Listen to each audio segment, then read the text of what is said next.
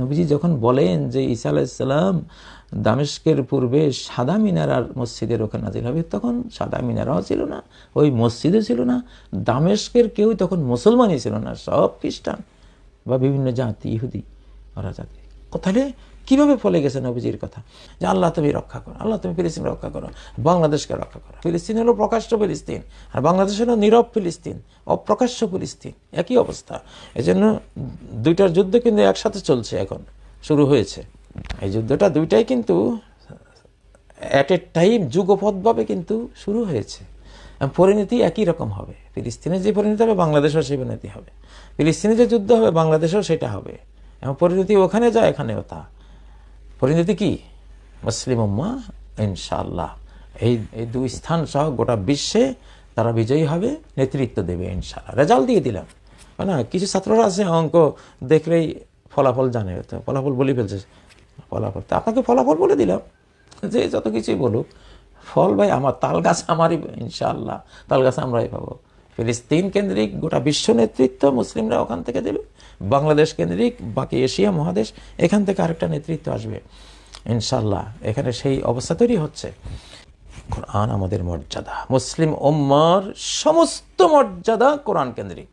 কোরআনের ভিতরে হাদিস অবশ্যই আছে, আপনারা হাদিসকে মাইনাস করবেন না, কোরআনের বায়ান হলো হাদিস, সেটা আছে, সেটা উল্লেখে আসারও দরকার নেই। কোরআনের ভিতরে হাদিস থাকবেই। যারা অস্বীকার করে তারা কোরআনকে অস্বীকার করলো, তারা হলো পেট মোটা, মোটা বুদ্ধির মানুষ। নবীজি যাদেরকে বলছেন মুত্তাকিয়ান আলা আরিকাতিহি, ইজি চেয়ারে এভাবে হেলান দিয়ে ঘুমায়, সাবান পেট ভরা, এটা লুভি ভুগি খাউয়াল যারা, এগুলি হাদিস অস্বীকার করে। লুবি খাউয়াল আর ভুগিরাই হাদিস অস্বীকার করে। হাদিস পড়তে অনেক কষ্ট, এত কষ্ট ওদের ভালো লাগে না। শুধু কোরআন তো ছোট্ট করেছেন আল্লাহ তাআলা, এটা অনন্ত সাগর কিন্তু ছোট রূপ দিয়েছেন, এটা সহজ।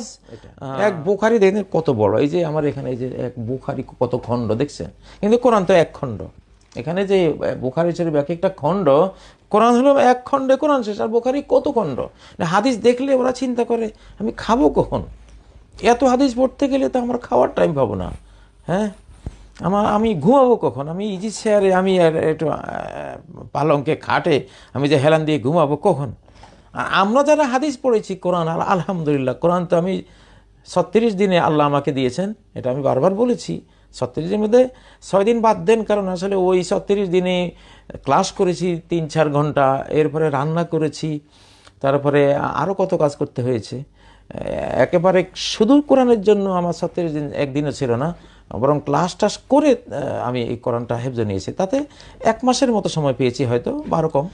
কিন্তু এই যে হাদিস, আমি আমার জীবনের সেই শিশুকাল থেকে হাদিসগুলো পড়তাম, হাদিসের পিছনে জীবন দিয়ে দিয়েছিলাম।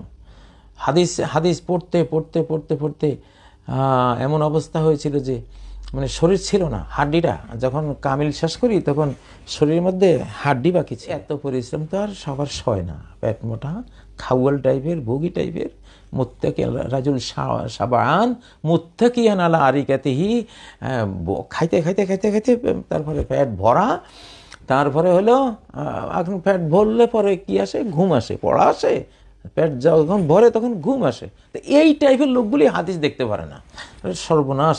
বুখারী শরীফ কত বড়, মুসলিম এক কিতাব তা বিশাল, তারপরে আবু দাউদ একটা, তিরমিজি একটা, নাসাই, ইবনে মাজাহ, আর মুসনাদে আহমদ ধরলে তো 28-30 হাজার হাদিসের কথা বলে, আর মুসান্নাফে আব্দুর রাজ্জাক, হায় হায় হাদিসের কোনো অভাব নেই। এত কিতাব পড়বো কখন, ওগুলি দেখলে ওদের মাথা নষ্ট হয়ে যায়, এই জন্য হাদিসের বিরুদ্ধে লাগে। নবীজি ওদের মূল গোমরটা ফাঁস করে দিয়েছেন যে এরা হলো সাবান মুত্তাকিয়ান আলা আরিকাতিহি, পেট ভরা, আর পেট ভরলে তো ঘুম আসে, তো ঘুমায়, হাদিস পড়বে কখন। আচ্ছা যাই হোক, তো তাদের কথা বাদ দেন। তো এই কোরআন হলো সেই কিতাব, হেরাক্লিয়াস যখন স্বপ্নে দেখলো, রোমান সম্রাট হেরাক্লিয়াস যখন স্বপ্নে দেখলো তার রাজত্ব শেষ হয়ে যাচ্ছে, সহিহ বুখারীর কিতাবুল ওহীর সর্বোচ্চ যে লম্বা হাদিসটা, এই হাদিসের মধ্যেই হেরাক্লিয়াসের কথা ওখানে আছে। তো সে স্বপ্নে দেখলো যে মালিকুল খেতান একাদ জাহার, যারা খতনা করায় ছেলেদেরকে, এদের বাদশাহ বিজয়ী হয়ে গেছে এবং তার রাজত্ব শেষ হয়ে যাবে তার হাতে। তখন সে খতনা করায় কারা খোঁজ নিতে দেখে আরবরা। তো সে চিন্তা করলো আরবরা, তাদের হাতে আমার রাজত্ব যাবে, কিভাবে সম্ভব? আরবরা তো মরা খায়, মুর্দা খায়, সাপ বিচ্ছু কুচা, ও জাহিলি যুগে না, ওদের অন্ধকার যুগে সব খায়। আর এক দল আর দলকে মারে, কাজে হলো খুনাখুনি, লুট মার, এগুলি। তো এই জাতির তো সারা বিশ্বে আরব জাতির কোনো ভ্যালু ছিল না, কেউ কোনো ভ্যালু দিত না, এবং তাদের কোনো রাজনৈতিক মূল্যও ছিল না। নিজেদের হানাহানিতেই তাদের সময় শেষ। 24 ঘন্টা নিজেদের মারামারি, খুনাখুনি, লুট মার, এগুলিতে শেষ। আজকে যেমন মুসলিমদেরকে লাগিয়ে দিয়েছে, আজকে বাংলাদেশের নিজেদের মারামারি তো শেষ হয় না, ভারতের বিরুদ্ধে মারামারি করবেন। ভারতের এখন যদি না বুঝেন আলেমরা, বিশেষ করে আলেম সমাজ, এই সময়টা কিন্তু আলেমদের নেতৃত্বে আসার টাইম। সমস্ত আলেম, যেই আলেম আরেক আলেমের সাথে এখন বিরোধিতা করবে, ঝগড়া জাতি করবে, আল্লাহর কাছে গোটা বাংলাদেশের 18 কোটি মানুষের সর্বনাশের জন্য সেই আলেমের বিরুদ্ধে মামলা হবে আল্লাহর কাছে, সে দায়ী থাকবে। আলেমরা সবাই এখন এক দেহ এক প্রাণ হয়ে লড়তে হবে, এই সংগ্রামে জিততেই হবে আমাদেরকে ইনশাআল্লাহ। তো এখন জেতার আমাদের সেই স্বাধীনতা, আমাদের গৌরব ফিরিয়ে দেবে কে? এই কোরআন। সেই জন্য আজকে কোরআনের বিষয়টি আনলাম। তো হেরাক্লিয়াস চিন্তা করলো যে এই ছোট্ট জাতি, যাদের কোনো রাজনৈতিক ভ্যালু নেই, কোনো ওদের রাষ্ট্রীয় কাঠামো নেই, একটা রাষ্ট্র তো নয়, গোত্র খালি সারাদিন মারামারি। আল্লাহ তো জানেন যেগুলির মায়ের করার ক্ষমতা আছে, এরা বিশ্ব নেতৃত্ব দেবে, খালি একসাথ করে না। মুসলিম বিশ্বকে আমি আরেকদিন বলেছি, নেতৃত্ব দিয়েছে 2টা মারামারিকারী জাতি। একটা আরব জাতি সারা বছর মারামারি করতো, এদের মারামারি থেকে এদেরকে মুক্ত করে দিয়ে যা এবার বিশ্বের লগে মারামারি কর, ততরা নিজেরা ঐক্যবদ্ধ হয়, নিজেদের ঐক্যবদ্ধ করে মারামারিতে লাগিয়ে দিয়েছে রোমান সাম্রাজ্য, পারস্য সাম্রাজ্য, আশপাশের এশিয়া, মানে গোটা বিশ্বকে তাতিয়ে দিয়েছে ওরা। তখন ওরা 700 বছরের মতো মুসলিম জাহানকে নেতৃত্ব দেওয়ার পরে প্রত্যেক জাতির উত্থান পতন হয়, তাদের একটু তখন সমস্যা হয়েছে। আল্লাহ চেঙ্গিস খানের জাতিকে নিয়ে আসছেন। আচ্ছা, ওরা হলো ওদের মানুষের সংখ্যা যা, ঘোড়ার সংখ্যা তার চেয়ে বেশি। সারাদিন ঘোড়া আর সৈন্যবাহিনী রূপে কাজ করা, পাহাড় ডিঙ্গানো, বিরাট এক শক্তি। ওই যে আকাশের নিচে জমিনের উপরে, জমিন হলো ফরস, আকাশ হলো ছাদ, এই 2 জাতি, আরব জাতি আর চেঙ্গিস খানের জাতি।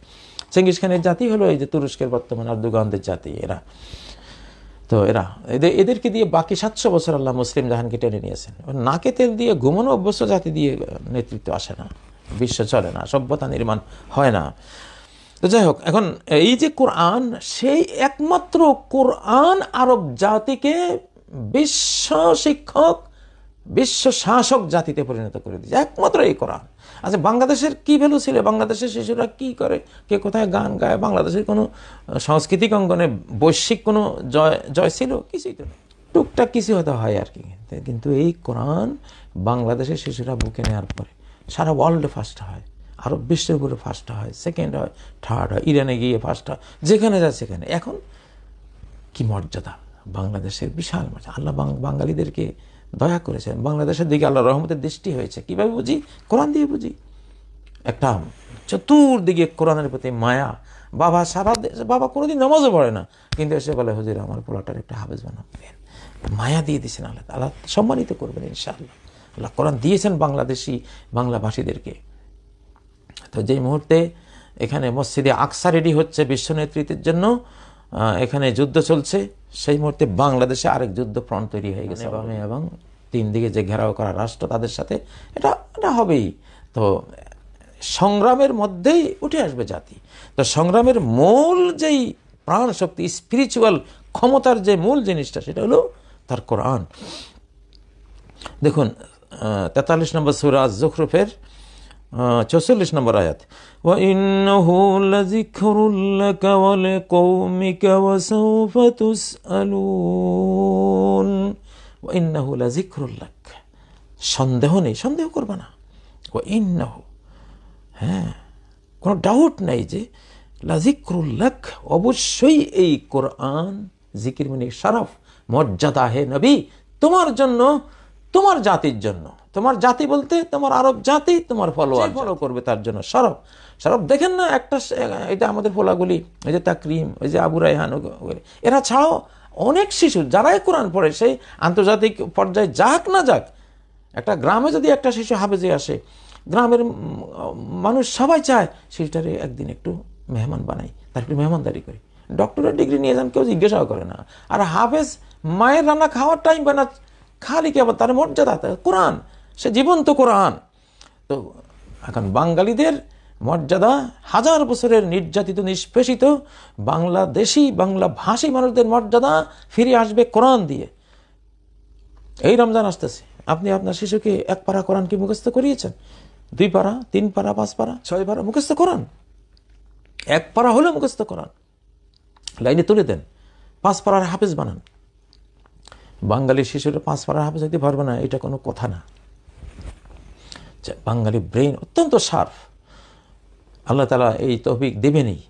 প্রত্যেকটা শিশু অন্তত 5 পারার হাফেজ, 5 পারার নিচে যাতে কোনো মায়ের সন্তান না থাকে, আমার ছেলে মেয়েরা 5 পারার হাফেজ হইতেই হবে। 5 পারার হাফেজ একজন হাফেজ, বিরাট ধনী। হ্যাঁ, 5 পারা। এই যে আম্মার মধ্যে যে সূরাগুলি, সূরা নাবা একটা সম্পদ, সূরা নাজিয়াত একটা সম্পদ। হ্যাঁ, এগুলি সাহাবীরা সম্পদ মনে করতেন। হুন্না মিন তিলাদি, ইবনে মাসউদ বলতেন যে আমি এই যে সূরা অমুক সূরা মারিয়াম, সূরা তহা, তারপরে এই যে সূরা কাহাফ, মানে বিভিন্ন সূরার নামটা এটা আমার তালিদ, এটা আমার তালুক, এটা আমার তালুক, আমার জমিদারি, আমার সম্পদ, আমার ব্যাংক ব্যালেন্স। সূরা বাকারা যার মুখস্থ, বিশাল ব্যাংক ব্যালেন্স তার। কিসের বিল গেটস আর কিসের রকফেলার আর যে রথচাইল্ড, মশার ডানাও না এই লোকের সামনে। এত বড় মানে ট্রিলিয়নিয়ার সে, এত বড় সে সম্পদের মালিক, সূরা বাকারার মালিক সে। সাহাবায়ে কেরামদের মধ্যে সূরা বাকারা যার মুখস্থ, আযুমা ইনদানা, সে বিরাট বড় লোক, সে বিরাট শিক্ষিত, উচ্চ শিক্ষিত বলে যে কোরআন শিক্ষিত। অন্যগুলির কোনো ভ্যালুই তো নেই আল্লাহর কাছে। কিসের ইউনিভার্সিটির ডক্টরের কাগজ কতগুলি, এগুলি কি জানে ওরা? কি পড়ালেখা করে? কোরআন না জানলে, কোরআন যদি না জানে তো কিছুই জানে না। আবু জাহাল সবচেয়ে বড় পণ্ডিত, কিন্তু কোরআন না জানার কারণে সে আবু জাহাল, মূর্খতার বাবা। তো কোরআন শেখান। সূরা বাকারার মালিক আপনি, বিশাল মালিক। সূরা আলে ইমরান মুখস্থ, মানে কি আপনি কত বড় জমিদার, আল্লাহু আকবার, রাজা, আপনি মহারাজ। আপনার সূরা নিসা মুখস্থ, মানে বিশাল সম্পত্তির মালিক। আমরা এটাই মনে করি, আলহামদুলিল্লাহ। সাহাবায়ে কেরাম এটাই মনে করতেন, নবীজি এটা মনে করতেন, আল্লাহ এটা মনে করেন। মান লাম ইয়াতাগান্না বিল কোরআনে ফালাইসা মিন্না, যে কোরআন দিয়ে ধনী হতে চাইবে না, আমি বড় লোক হব, ধনকুবের হব, কি দিয়া? দুনিয়ার খড়কুটা সারা পৃথিবী মিলাইলে তো একটা মশার ডানার সমান না আল্লাহর কাছে। তো ভ্যালু তো আল্লাহ দেবেন। আপনি ধনী হতে চান, বড় লোক হতে চান, বিলিয়নিয়ার হতে চান, কোরআন নেন। 114 সূরার মালিক মানে কি? আল্লাহ আকবার, বিশ্ব সেরা ধনকুবের আপনি। তো মান লাম ইয়াতাগান্না বিল কোরআন, কোরআন দিয়ে যে ধনী হয় না, নিজেকে বিত্তশালী বানায় না, সে আমার উম্মত না। সে বুঝেই নাই ধন কাকে বলে, সম্পদ কাকে বলে, যেটা কবর পর্যন্ত যাবে। খড়কুটা কবরে তার 1 পয়সা দাম নাই। এই ধনের কি দাম আছে? কন যাওয়ার সময় আপনি নিয়ে আসেন নাই, আসার সময় নিয়ে যাইতে পারবেন না। এই ধনের লাভটা কি আছে? কন হ্যাঁ, যদি আল্লাহর পথে ব্যয় করে দেন, এটা হলো দুনিয়া যে কদিন থাকবো, খাওয়া দাওয়া লাগে, পড়া লাগে, এই জন্য খড়কুটা। পৃথিবীতে আল্লাহ আপনাকে দায়িত্ব দেননি যে ওই যে গরু মোটা তাজাকরণ একটা আছে না, গরু এটা তো বিক্রি করবেন, গরু মোটা তাজা। অংশ পরিবারে মা বাবারা করে কি, ফোলা মোটা তাজাকরণ, মেয়ে মোটা তাজাকরণ। এইটা হইলো মা বাবার কাজ। এইটা নিয়ে আপনারা দায়িত্ব দিচ্ছেন। এটা হলো কাফেরদের কাজ। ওরা নিজের ফোলা মোটা তাজাকরণ খাওয়া, আর তো কোনো ওদের তো জ্ঞানও নাই। কি দেবেটা কি? আপনার সন্তানকে আপনি দিলেনটা কি? কোরআন দেন নাই, কিছুই দেন নাই, তাকে বেঈমানের মতন লালন পালন করে কাটাব, আপনার জীবন থেকে সে কাটাব হয়ে যাবে। ফালা আনসাবা বাইনাহুম ইয়াওমাইযিন ওয়ালা ইয়াতাসাআলুন, সূরা মুমিনুন খুলেন। কোনো বংশই থাকবে না কিয়ামতের ময়দানে যদি বেঈমান বানান সন্তানকে, চিনবেই না আপনাকে, সব কাটাব হয়ে যাবে। তো যাই হোক, বাঙালির সারা বাঙালির মর্যাদা, বাঙালির ডিগ্রি, বাঙালির মর্যাদা, গৌরব, স্বাধীনতা, সার্বভৌমত্ব ফিরিয়ে আনবে এই কোরআন। ইনশাআল্লাহ কোরআনের সন্তানরাই বাংলাদেশকে শেষ স্বাধীনতা আনিয়ে দেবে। গোটা জাতি এখন আলেমদের পিছনে ঐক্যবদ্ধ, আলহামদুলিল্লাহ। আলেমদেরকে ভালোবাসে, লক্ষ লক্ষ শ্রোতা আলেমদের মজলিসে যায়, কোনো মজলিসে যায় না, আলেমরাই অভ্যস্ত বানিয়েছে। ওই টানেই রাজনৈতিক ইস্যু পেলেও তারা কিছু যায়, ওই টানটা, ওইটা কোরআনের পেছনে। এই জন্যই ইফতার মাহফিল বন্ধ, কোরআনের মাহফিল বন্ধ। আমরা বন্দী হয়েছি কেন? আলেমরা আজকে জেলে জেলে পৌঁছতেছে কেন? জানে যে এইটাই বাংলাদেশকে বাঁচাবো। 2টা জিনিস, সেনাবাহিনী আর হলো ইসলাম। কোরআন সেনাবাহিনী তো খেয়ে ফেলছে, সেনাবাহিনীর মধ্যে যারা অফিসার টাইপ, এগুলো তো এখন কি বলবো, ওই যে অতীতের মির্জাফরের কথা মনে উঠে। এখন এদের কথা অন্তরে আসলেই অতীত সে মির্জাফর, সে তো সেনাবাহিনী সেনাপ্রধান বাংলাদেশের, এই বাংলার সেনাপ্রধান সে মির্জাফর। দেশ বিক্রি করে দিয়েছে ইংরেজদের কাছে। কি বলবো, এইসব গাদ্দারদের উপরে এখন দিতাম অভিশাপ একটা। যাই হোক, অভিশাপ তো রেডি করা আছে। তো আর বাঁচাবে কোরআন, ইসলাম, দিন, ধর্মীয় বাঁধন। বাংলাদেশ একটা সংকর জাতি, এদের এক একজনের চেহারা এক এক রকম, কারোর সাথে কারো বংশের মিল নেই। দেশ একটা শক্ত বাঁধন না হইলে কোনোদিন রক্ষা পাবে না, এটা শয়তান জানে। আর যারা কোরআন চর্চা করে তারা জানে সেই শক্ত বাঁধনটা কি। আরব দেশে দেখেন সবার চেহারা এক বংশ মিল, এদের সাম্রাজ্য রক্ষা হয়, সেই জন্য সবাই বুঝে যে হ্যাঁ যেতাম। বাংলাদেশে আপনার চেহারা একরকম, আমারটা একরকম, উমুকেরটা একরকম, ওনারটা একরকম। হায় হায়, তো এই দেশের মায়াটা হবে কি করে? হ্যাঁ, একটা শক্ত বাঁধন, একটা রশি দিয়ে এখন বংশীয় রশি এই জাতিকে বেঁধে রাখতে পারতেছে না। কেন? বংশ শতদা বিভক্ত, শত রকমের বংশ। এখানে বাঁধবে কিসে? একটা রশি, শক্ত রশি। অতীতে বেঁধেছে শাহজালালদের সময়ে, শাহপরানদের সময়ে, খান জাহান আলীদের সময়ে, খাজা গরিব নওয়াজের সময়ে, ইসলামিক সুলতানদের সময় বেঁধেছে। সেটা কি? কোরআন। ওয়াতাসিমু বিহাবলিল্লাহ, আল্লাহর রশি দিয়ে বাঁধো। আজকে যারা ইন্ডিয়া আউট ক্যাম্পেইন করছেন, কি দিয়ে করবেন? কোরআন দিয়ে করতে হবে। এটা ধর্মযুদ্ধ, ওরা ধর্মযুদ্ধ চালাচ্ছে। আমরা আমাদের স্বাধীনতা যুদ্ধ করতেছি, হিন্দুত্ববাদীরা কিন্তু ধর্মযুদ্ধ চাপিয়ে দিয়েছে আমাদের বিরুদ্ধে। কেন আমাদের বইয়ের মধ্যে দুর্গার ছবি? এটা তো ধর্মযুদ্ধ। কেন আমাদেরকে বানর বানানো হচ্ছে? আমাদের ইসলাম বলে বনি আদম, ওরা বলে বনি বানর। কেন? ধর্মযুদ্ধ। কেন আমাদের ইফতার মাহফিল বন্ধ? ধর্মযুদ্ধ। কেন আমাদের এই বাংলাদেশে মুসলিম, বাংলাদেশে ইন্ডিয়ার সঙ্গীত, এগুলি সব ধর্মযুদ্ধ। মসজিদ ভাঙ্গা হচ্ছে ধর্মযুদ্ধ। মসজিদের জায়গায় মন্দির নির্মাণ করা হচ্ছে, নিত্য নতুন ষড়যন্ত্র, মুসলিম খেদাও আইন, ধর্মযুদ্ধ। ধর্মযুদ্ধ চাপিয়ে দিয়েছে। লোহাকে লোহা দিয়ে কাটতে হয়, ধর্মযুদ্ধকে আরেক ধর্ম দিয়ে কাটা যায়।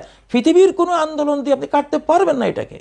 ধর্ম এত কুল্লুল আদাওয়াতে তুরজা মাওয়াদ্দাতুহা ইল্লা আদাওয়াতু মান আদাকা ফিদ্দীনি। পৃথিবীতে প্রত্যেক শত্রুতাই আপনি এটাকে করতে পারবেন, এটাকে আপনি ভালোবাসার রূপ দিতে পারবেন। শুধু ওইটাকে পারবেন না যেটা ধর্মীয় গভীর মূল থেকে আসে, এইটাকে আপনি কোনোদিন সামলাতে পারবেন না। পাল্টা ধর্মীয় লোহা দিয়ে যদি না কাটেন, হিন্দুত্ববাদী একটা লোহা, এই লোহাকে কাটতে হবে ইসলামিক যে চেতনা, আমাদের জনগণ যে ধর্ম পালন করে, লা ইলাহা ইল্লাল্লাহর ইস্পাত দিয়ে ওদের হিন্দুত্ববাদীর লোহাকে কাটা যাবে। এছাড়া কাটতে পারবেন না। আপনার এই যে ঠুনকো কোনো কিছু দিয়া আন্দোলন এটা সেটা দিয়ে কিছু করতে পারবেন না, পারেন নাই। বিগত বহু বছরে, এক যুগ পার হয়ে গেল, কিছুই করতে পারেন নাই। পারবেন শুধু কোরআন দিয়ে। ইন্নাহু লাযিকরুল লাকা ওয়া লিকাওমিকা ওয়া সাওফা তুসআলুন। আমার ধর্ম আমার কাছে, প্রত্যেকে নিজ জায়গা ধার্মিক হন। কিন্তু আপনি স্বাধীনতা যুদ্ধ করবেন, এটা আপনার দুনিয়া। বাংলাদেশের অস্তিত্ব সার্বভৌমত্ব রক্ষা করে, এটা দুনিয়া। আমরা এখনো দুনিয়ার জন্য লড়ছি, ওরা কিন্তু ধর্মের জন্য লড়া শুরু করেছে। সামনে আমরা ধর্মের জন্য লড়বো ইনশাল্লাহ। আমরা ধর্মযুদ্ধে ঝাঁপিয়ে পড়বো। সামনে আমরা প্রস্তুতি নেওয়া হচ্ছে, ওয়ার্ল্ড ওয়াইজ সেটা প্রস্তুতি হচ্ছে।